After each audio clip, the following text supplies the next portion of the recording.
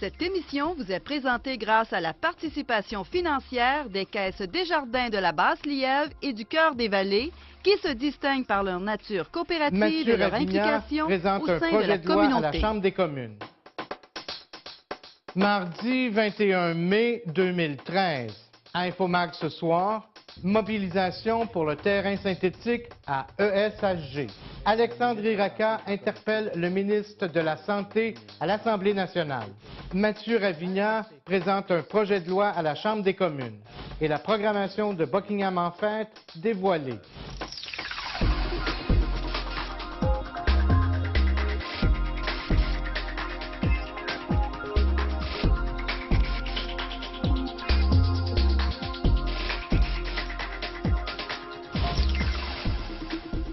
Bonsoir, mesdames et messieurs. Bienvenue à Infomag, votre magazine d'information locale. Eh bien, c'est dans moins d'une semaine que le député Alexandre Iraca va présenter sa pétition pour la construction d'un terrain synthétique à l'école secondaire Hormidas-Gamelin. On peut souligner que jusqu'à présent, plus de 2700 citoyens l'ont déjà signé. Il est question de mettre plus de pression sur le gouvernement du Québec. Une conférence de presse qui a réuni tous les acteurs impliqués dans le dossier a été organisée vendredi dernier sur le terrain de football actuel. On peut rappeler que la moitié de la somme nécessaire à la construction du terrain a déjà été ramassée. En effet, le conseiller Maxime Pedneau-Jobin s'est engagé à fournir 750 000 $ à même son budget discrétionnaire. De son côté, la municipalité de l'Ange-Gardien a réservé une enveloppe de 250 000 $. La construction du terrain servirait non seulement au football, notamment pour le programme des Tigres, mais également à tous les joueurs de soccer. Avec un terrain de qualité, on pourrait inviter des équipes de l'extérieur. Les députés du secteur, c'est-à-dire Mathieu Ravignard pour le fédéral et Alexandre Iraca pour le provincial, ont uni leurs voix pour redire l'importance de ce projet qui, on le rappelle, rallie la population. En présentant la pétition à l'Assemblée nationale le 26 mai prochain, le député Alexandre Iraca souhaite que la voix de la population soit entendue. Bien, c'est parce qu'il y a urgence à la pérille. J'ai interpellé l'attaché politique du ministre responsable de la région à plusieurs reprises concernant ce dossier, non seulement moi, mais tous les intervenants qui sont ici aujourd'hui. C'est un dossier prioritaire. Il y a 2 municipalités d'impliquées dans le dossier. Il y a élection scolaire cette année et tout le monde est prêt et on a ramassé plus de 50 % de la somme qui est exigée, alors qu'il y a plusieurs d'autres projets d'infrastructure au Québec où il n'y a pas cette somme-là de ramasser. Il y a urgence d'agir. Et il n'y a aucune raison, là, présentement, c'est silence radio. Il n'y a aucune raison qu'on n'aboutisse pas. Vous avez vu le terrain, c'est un terrain désuet, dangereux. Il faut absolument qu'on ait de l'avant avec ça. Là, il y a une pétition en ligne que je vais aller déposer à l'Assemblée nationale. La communauté se rassemble, s'unit, évidemment.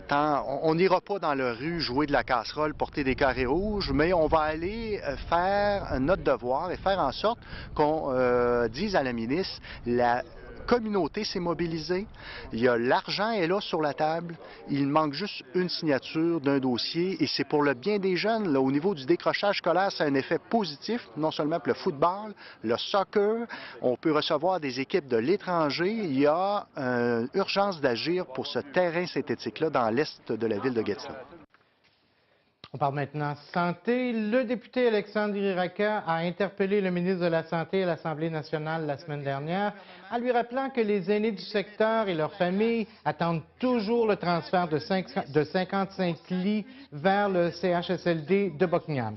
Il a rappelé au ministre que les libéraux avaient déjà annoncé et budgété le projet. En attendant la concrétisation du transfert de lits, plusieurs aînés doivent actuellement vivre à 2 par chambre d'hôpital. Selon M. Iraca, le ministre ne comprend pas la réalité de l'Outaouais. C'est du moins ce qu'il nous a affirmé dans le cadre de l'émission Parole à l'élu. Le ministre de la Santé est déconnecté de la région de l'Outaouais. Il a mis une ambulance usagée pour l'Outaouais. Il a retiré une ambulance à Chénéville. Écoutez, là, je lui ai demandé pour les 55 lits. C'est un projet qui avait été annoncé, budgété, parce que là, la ligne là, du Parti québécois, c'est de dire que le Parti libéral, à mon Dieu, avait annoncé des projets qui n'étaient pas budgétés. C'est complètement faux. Il était annoncé. Le directeur du C3S de la région de l'Outaouais le sait très bien et il me l'a dit. Il était sur le bureau du sous-ministre. Donc, le projet est là et sur la table. Maintenant, le ministre semble ne plus croire au CHSLD et veut mettre l'argent dans de nouvelles structures administratives qu'on ne connaît pas encore. Pendant ce temps-là, à l'hôpital de Buckingham, il y a 2 personnes âgées par chambre qui attendent une place au CHSLD pour avoir des services de qualité. Le député de Pontiac à la Chambre des communes, Mathieu Ravignan, a déposé en Chambre il y a quelques semaines un projet de loi pour modifier la loi sur la protection des fonctionnaires divulgateurs d'actes répréhensibles. Celui qui est également porte-parole de l'opposition officielle pour le Conseil du Trésor soutient que lorsqu'un fonctionnaire est témoin d'actes répréhensibles, le gouvernement devrait lui donner tous les moyens pour porter plainte. M. Ravignan souhaite notamment rallonger le délai pour porter plainte, mais aussi permettre aux enquêteurs d'interroger des fonctionnaires à la retraite. Un extrait de l'émission Parole à l'élu, présenté sur nos ondes cette semaine. Le problème, c'est que le système qui est en place ne lui permet pas de se sentir confortable. En plus, on a eu beaucoup de difficultés avec des cas dans le passé où les fonctionnaires ont eu des représailles à leur lieu de travail. Et puis, mon projet de loi fait 2 ou 3 choses, mais 2 choses principalement. C'est de donner plus de pouvoir aux commissaires d'enquêter sur des situations. Ça lui permet d'aller trouver un fonctionnaire qui est à la retraite, qui était peut-être mêlé là-dedans, parce que là, on est dans une situation où le gestionnaire ou la personne qui est impliquée peut prendre sa retraite tout de suite ou quitter tout de suite, et là, le commissaire n'a pas le droit d'enquêter sur cette personne-là. L'autre chose, c'est d'aller chercher des documents. De saisir des documents qui ne sont pas nécessairement à l'intérieur de la fonction publique. Par exemple, un contrat entre la fonction publique et puis une compagnie privée, où les documents sont peut-être trouvés dans le privé au lieu d'être dans le public. Et je pense que la chose plus importante pour les fonctionnaires, c'est j'ai changé le délai de déclarer qu'on a eu des représailles sur nous comme divulgateurs de 60 jours, qui n'est pas énorme, à 18 mois. Par ailleurs, le 8 mai dernier, M. Ravignan a tenu une journée de jeûne pour démontrer sa solidarité envers les personnes appauvries. Le député soutient que dans un pays aussi riche que le Canada, il est inacceptable qu'autant de personnes, notamment des enfants âgés de moins de 15 ans, doivent vivre sous le seuil de la pauvreté. De plus en plus de familles doivent faire appel à des banques alimentaires pour arriver à joindre les 2 bouts. M. Ravignan souhaite maintenant que le gouvernement conservateur adopte le plus rapidement possible une stratégie fédérale de lutte contre la pauvreté. Pas du tout, au contraire, on n'a aucune stratégie nationale pour l'hébergement, on n'a aucune stratégie nationale pour l'alimentation. Non, c'est une question qui ne leur préoccupe pas. Malheureusement, il y a de plus en plus de familles qui travaillent, qui doivent utiliser ces services-là. Les gens qui travaillent là-dedans, ils font du travail incroyable. Ils savent qu'il y a de plus en plus de familles qui ont parce que sont endettées, le taux d'endettement au pays est incroyable, astronomique pour les domiciles, et puis il faut faire quelque chose. Alors, je vous signale que l'émission Parole à l'élu va être diffusée immédiatement après cette édition d'Infomag pour les gens du territoire desservi par TVC Basse-Lièvre. Mes invités cette semaine, comme vous avez pu le voir, les députés Mathieu Ravignan et Alexandre Iraca. L'émission va être en ligne dès demain sur notre site web au www.tvc.qc.ca. Suite à l'apparition dans le quotidien Le Droit la semaine dernière d'un rapport démontrant de nombreux problèmes de gestion à la ville de Gatineau, le chef d'Action Gatineau, Maxime Pedneau-Jobin, continue de prétendre que la majorité des problèmes vient du haut de la pyramide, c'est-à-dire autant à la direction générale que des élus eux-mêmes. On rappelle que le Parti Action Gatineau souhaitait que le rapport soit publié dans son intégralité sur le site web de la Ville, mais que malgré une demande d'accès à l'information, il n'est toujours pas disponible pour les citoyens. On rappelle également que le rapport avait été commandé par la Ville de Gatineau dans le but de tenter d'économiser 15 millions de dollars d'ici 2018. Les réactions du chef d'Action Gatineau, Maxime Pedneau-Jobin. Bien, quand je vise le haut de la pyramide, je suis assez général parce que pour moi, le conseil a un blâme à prendre, le maire a un blâme à prendre, la direction générale a un blâme. C'est en haut que ça ne marche pas. Puis une des solutions à ça, nous, on en propose 2. Il y en a une, c'est Action Gatineau, c'est-à-dire que c'est une équipe qui a une vision claire, qui a un plan d'action, puis qui ne changera pas d'idée dans 4 ans et qui va rendre des comptes. Parce que dans le système actuel, il n'y a personne qui rend des comptes. Donc, on prend des orientations vagues, on change d'idée, puis c'est jamais à faute de personne. Ça, il faut changer ça. Et l'autre solution est plus technique ou structurelle, là, c'est que le pouvoir, au lieu d'être dans les mains des directeurs centraux, on doit le rapprocher du terrain puis de la vraie vie, donc donner plus de pouvoir aux directeurs de centres de services. Pour moi, ces deux solutions-là, là, une équipe qui a une vraie vision, là, puis qui va rendre des comptes, va payer le prix s'il ne la respecte pas, c'est la première. Puis la deuxième, c'est le centre de services. Près de 300 étudiants et une quarantaine de professeurs de l'école secondaire Hormidas-Gamelin ont participé jeudi dernier au premier défi coloré. Le but de cette activité était de ramasser des fonds pour la maison Mathieu Froment-Savoie, qui, on le sait, est un organisme communautaire qui accompagne les malades en phase terminale. Les participants à l'activité étaient vêtus de blanc et couraient munis de peintures multicolores à base de fécule de maïs. Ils ont couru sur une boucle de 2,5 km. L'activité Défi coloré était une initiative du Conseil des élèves de l'école et remplaçait cette année le défi Tête rasée. L'objectif a été fixé à 1 000 $. Il y a quelques semaines, on annonçait que le populaire festival Buckingham en fête serait de retour cette année après avoir été menacé. On se souvient que c'est la firme C'est Chaud Productions qui avait permis la sauvegarde de l'événement en assurant la permanence du festival en 2013. Eh bien, c'est aujourd'hui même que les organisateurs ont présenté la programmation de cette 23e édition qui va se dérouler sous le pont Brady du 11 au 14 juillet prochain.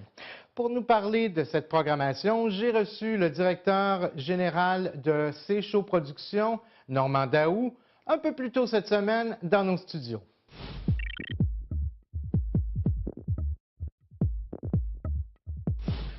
Normand Daou, le moins qu'on puisse dire, c'est que annoncer aujourd'hui, 21 mai, la programmation de Buckingham en fête, il y a peu de gens, il y a quelques mois passés, qui auraient cru que ça aurait été possible. D'abord, pourquoi vous avez décidé, les productions C'est Chaud, d'embarquer dans le bateau de Buckingham en fête en 2013? Oui. Bien, je dirais que ce qui est intéressant, c'est que Buckingham en fête a toujours fait confiance à C'est Chaud Productions d'être dans le bateau comme partenaire, producteur de programmation, de la programmation artistique. On a tout le temps été un genre de fournisseur de nos services, des compétences qu'on avait dans le domaine de la programmation. Puis étant moi-même d'une famille buquinoise qui a établi commerce depuis 1912 à Buckingham, j'ai tout le temps gardé un grand sentiment d'appartenance envers Buckingham puis envers l'événement lui-même de Buckingham en fête. Donc, quand j'ai appris la nouvelle que Buckingham en fête était vraiment en situation, ça passe ou ça casse, j'ai alors pris le téléphone cette journée-là. J'ai appelé l'organisation et j'ai dit, j'aimerais cette année, si vous me permettez, vous préparer un plan, puis de m'impliquer à fond dans l'événement et amener l'expertise de notre entreprise pour la gestion complète du festival. Non seulement la programmation, mais tout le côté finance, le côté relation avec les partenaires, relation avec les créanciers, relation avec tout. Puis, de même, m'installer avec certains de mes autres partenaires en affaires, de dire, bon, ben on va assurer un certain investissement financier aussi, puis de regarder la situation. Donc, l'investissement n'est pas que financier pour C'est Chaud Productions. On s'investit vraiment. C'est Chaud Productions qui est en fait le coordonnateur de tout l'événement cette année. Mais vous tenez à ce que les bénévoles continuent d'embarquer dans le bateau. Oui. Et c'est pour ça d'ailleurs que vous êtes embarqué. Bien, tout à fait. Ce qui est arrivé, c'est que quand je suis arrivé à cette réunion-là, tu sais, quand un bateau est en train de couler, souvent le capitaine va quitter le navire. On a vu ça l'autre fois quand le bateau a coulé près de l'Italie. Un des premiers à sauver, c'était le capitaine, puis de laisser les passagers à leur propre sort. Là, ce qui est intéressant dans Buckingham en fête, c'est la passion qui mène ces bénévoles-là à prendre la main à la barre et continuer. Il n'y avait pas nécessairement tous l'expertise et les connaissances pour arriver, mais un bénévole, c'est quelqu'un qui donne son temps gratuitement, mené par une passion, pour garder un événement en vie et de faire en sorte que ça se passe. Puis c'est un peu les gens qui font le bénévolat, c'est les gens qui font la parade. Tu sais, une parade, tu as une personne qui fait la parade, tu en as 99 dans la foule qui regardent la parade passer. 99% des gens regardent, puis 1% est à l'action. Mais ce 1%-là, tu es tellement passionné que j'ai dit, bon, ben regardez, on s'installe, on regarde ça, on fait des arrangements avec tout le monde, Puis, on a installé des paramètres solides. On a nettoyé d'un bout à l'autre au niveau comptable. Et ce n'est pas... Buckingham, en fait, est en pleine santé maintenant. La barre a reviré d'un bord à l'autre. Avant d'aller plus loin dans l'entrevue, parce que je pense que c'est ce que les gens veulent savoir, oui. On s'imaginait peut-être une programmation moindre, Oui. et pourtant c'est tout le contraire. On a de grands artistes qui viennent nous rencontrer. Tout à fait. Oui, oui, c'est une programmation. Je dois avouer que ces shows productions au fil des années, on a établi tellement de beaux contacts à travers le Canada, l'Europe et les États-Unis, que c'est facile pour moi de prendre le téléphone et d'appeler et de dire, bon, ben écoutez, on a besoin d'un coup de main, qu'est-ce que tu peux faire? Et tous les producteurs que j'ai téléphonés, tous, sans équivoque, là, sans aucune contestation de quoi que ce soit, sont immédiatement portés à la barre et ont dit, Normand, on embarque avec vous autres, puis on regarde comment est-ce qu'on est capable de voir quel artiste qu'on peut voir, puis comment est-ce qu'on peut négocier ça. Et tout le monde a été vraiment, on était bénis. Je regarde sur la liste d'invités qu'on va avoir cette année. Jean-Marc Couture, Phénomène, le gagnant de la dernière édition de Star Academy, qui vient tout juste de sortir un album et qui fait 2 spectacles cet été, dont un ici à Buckingham. Tout à fait, oui. Puis ça, c'est avec, justement, regardez, son agent, Jean-Marc Couture, ben c'est Jacques Dion, le frère de Céline. Donc, c'est des gens que je connais depuis un bout de temps, avec qui on établit une relation solide. Puis Jacques m'a dit, Normand, on met la main à la barre. Puis il dit, je peux t'avoir Jean-Marc Couture. Donc, puis avec Bob Bissonnette en première partie, qui est très intéressant aussi comme artiste, qui est assez coloré, Bob Bissonnette. Fait que ça va donner un jeudi assez gros canon, là. Et un gros vendredi également avec c'est Brian Tyler, qu'on a vu à La Voix, le gars de La Chute qui chante du blues et qui a été rejeté, mais qui va faire tout un show, j'ai l'impression. Brian Tyler, justement, cette semaine-là, a 6 spectacles dans la semaine. Lundi, mardi, mercredi, jeudi, vendredi, samedi. Il est, comme on dit dans le langage, il est booké tous les soirs. On a été très chanceux d'être capable de l'incorporer à l'intérieur du festival. Puis Loulou You, justement, avec le Montréal City Big Band, l'agent de Loulou a rejoint Loulou, qui était parti en Allemagne, à la pêche là-bas avec des amis. Puis on a rejoint Loulou avec sa canne à pêche, Schlack, qui, elle, a dit oui, absolument, parce qu'on aime bien Loulou depuis des années. Puis là, on établit la relation immédiate. Schlack, on arrange ça, là. On a aussi, le samedi, il reste peu de temps, mais on a aussi le spectacle anglais avec... David Usher et Kim Mitchell. Des grands noms, des grands noms, tout à fait, oui. Et on termine ça le dimanche avec un gros party, avec un groupe qui avait fait fureur il y a quelques années, le Boogie Wonderman. Oui, qui est succès phénoménal à chaque fois qu'on a cet orchestre-là, ce groupe-là qui fait de la musique disco des années 70. Puis Undercover, qui, eux, vont nous présenter tous les succès des années 80, les méga succès des années 80 avant ça. Donc, ça va être une soirée de party dimanche soir, là. Tout à fait. Voilà. Très content, très content. Normand Daou, on est vraiment heureux que vous soyez embarqué dans le bateau pour nous assurer un festival Buckingham en fête. On va vous souhaiter la belle température. Merci d'être venu nous rencontrer. Merci, je me considère très chanceux d'avoir l'opportunité de faire ça. Merci beaucoup, Michel. Merci. Merci, au revoir. Au revoir.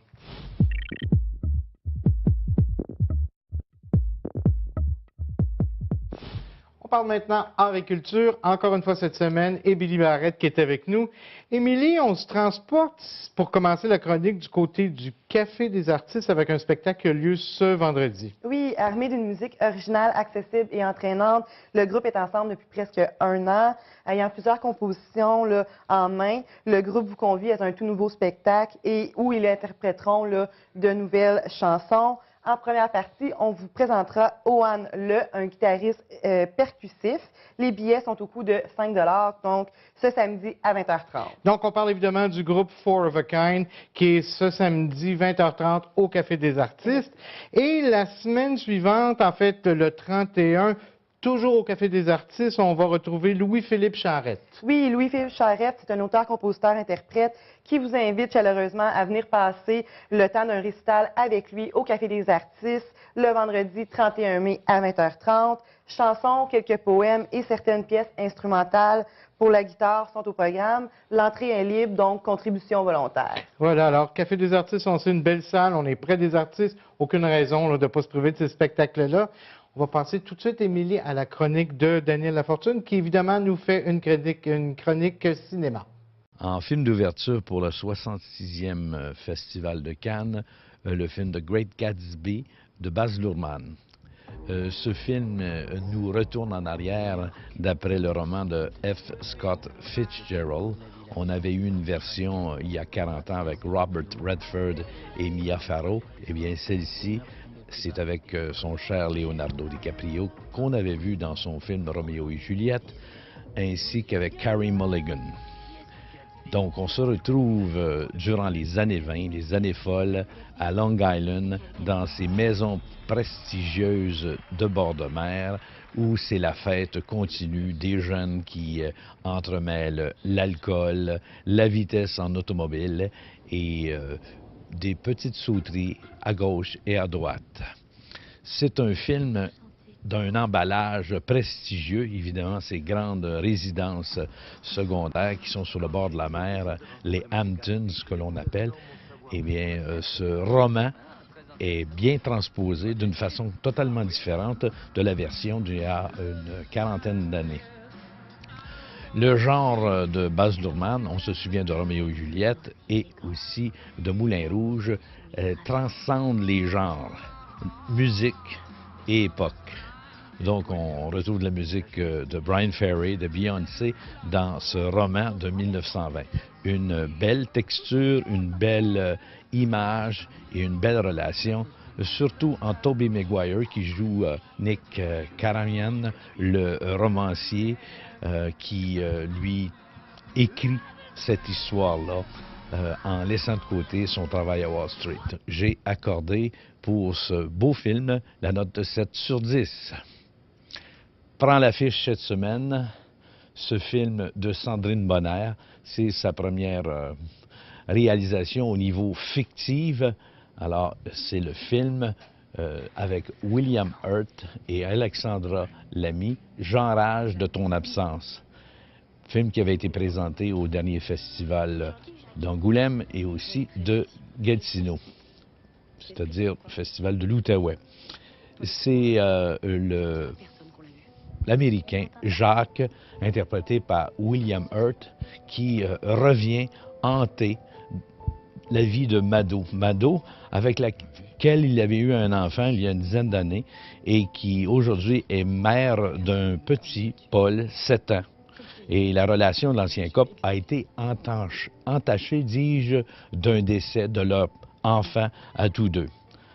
Alors que Mado a refait sa vie, Jacques en paraît incapable lorsqu'il rencontre Paul, ce jeune enfant. C'est un choc et il retrouve son instinct de père et ils vont entretenir une relation cachée avec cet enfant-là et ça va déranger de plus en plus Mado, qui va interdire les rencontres ultérieures entre Jacques et Paul. Mais Jacques ne compte pas en rester là. Et ce qui est intéressant, c'est cette relation-là en catimini entre Jacques et Paul dans un sous-sol d'un appartement où demeure le personnage de Mado. Un beau film, un film qui touche les émotions, qui touche la relation d'un père et d'un fils, même si ce n'est pas le père, et une relation où ce personnage-là est un peu dérangé puisqu'il, même s'il est riche, il reste en France pour entretenir cette relation fictive. Donc, un beau film, J'enrage de ton absence, Sandrine Bonnaire, 7 sur 10. Voilà. Maintenant, un artiste qui a meublé mon adolescence, à moi que vous n'avez probablement pas connu au moment de la gloire de sa carrière, Stephen Faulkner, qui vient nous voir au Petit Café de l'Auberge. Oui, c'est à 21h le 1er juin qui viendra, là, qui sera à Saint-André-Avelin. Donc, après cette fête, connaître sous le nom de Cassonade en compagnie de Plume la Traverse et par son immense succès, Si j'avais un char. Le troubadour se pose pour une soirée avec nous. Les billets sont au coût de 19 $. Voilà, Café des artistes, donc Stephen Faulkner. Écoutez, pour les gens de mon âge, c'est vraiment un incontournable. Lui, Plume et Cassonade, là, fallait être présent.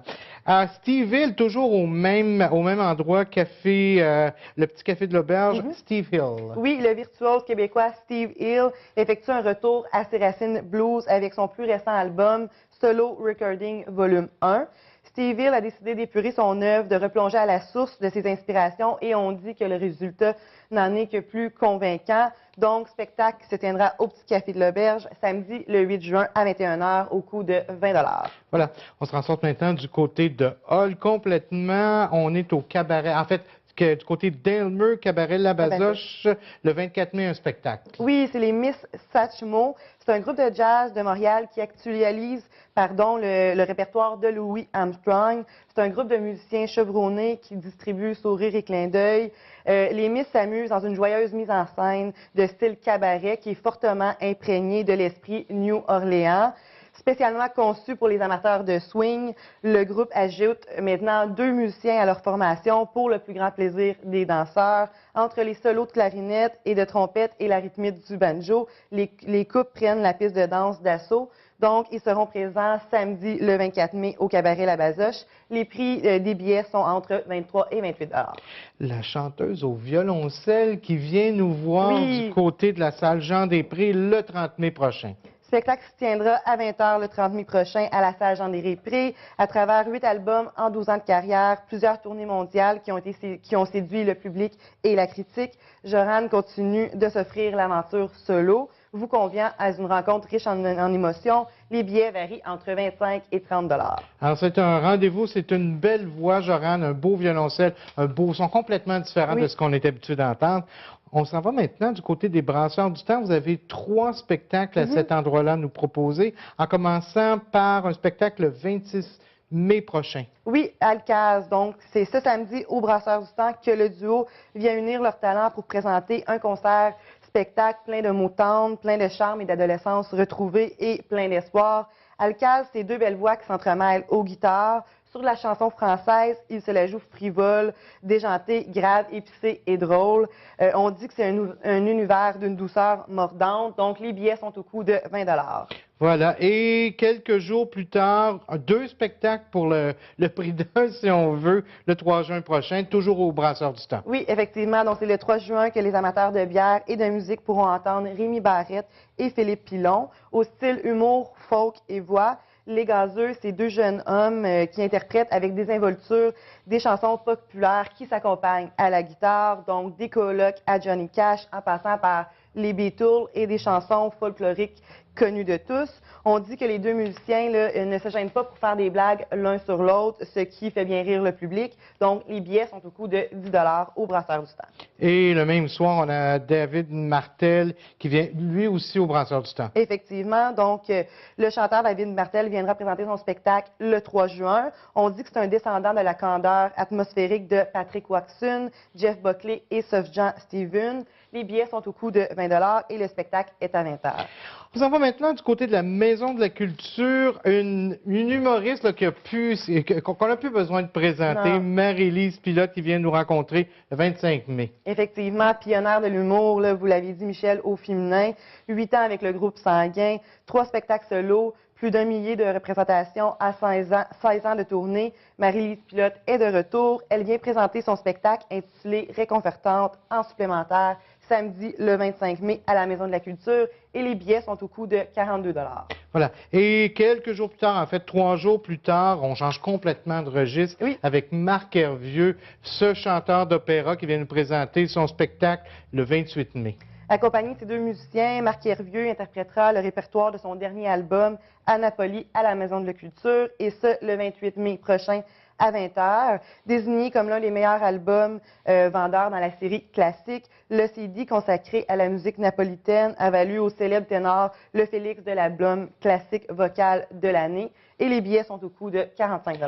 En terminant, Émilie, c'était la fête du printemps en fin de semaine sous le pont Brady. Comment ça s'est passé? Est-ce que la population était au rendez-vous? Ah oui, on avait plus de 1000 personnes qui se sont présentées. En plus, on avait le soleil avec nous. On avait maquillage, animation, barbecue, structure gonflable. C'était vraiment une belle fête. Donc, c'est certainement un rendez-vous pour l'an prochain. Oui, effectivement. Voilà, merci infiniment. Et Émilie, on se revoit bien sûr la semaine prochaine pour la dernière déjà de la saison. Alors, c'est ce qui complète notre émission pour aujourd'hui. Mon nom est Michel Pilote. Au nom de toute l'équipe, je vous souhaite une bonne fin de soirée sur nos ondes. Je vous rappelle que tout de suite après notre émission, C'est l'émission Parole à l'élu et que mes invités cette semaine sont les deux députés, Mathieu Ravigna au fédéral et Alexandre Iriaka au provincial. Merci, bonne fin de soirée sur nos ondes.